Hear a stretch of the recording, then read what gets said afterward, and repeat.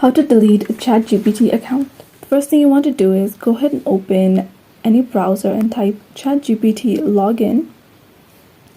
So go to chat.openai.com and then press login. So I have my Google account, so I'm continuing with Google. So here tap on the three bars at the top left corner. And at the very bottom next to your name, you can see the three dots. So tap on that.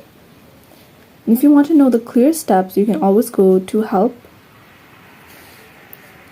and then type delete. So here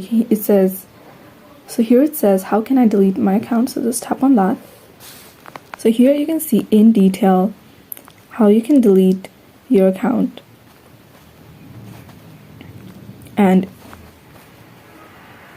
And you can also always choose to just delete a conversation as well, but not delete your entire account. So it shows you how to do that in this blog right here.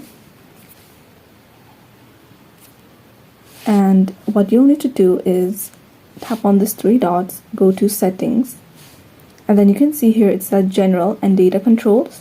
So tap on data control. And at the very bottom, you can see where it says delete account. So go ahead and press delete account. And then all you need to do is type delete right here. And once you do that, you'll be able to delete your account. So that is how you can delete your ChatGPT account.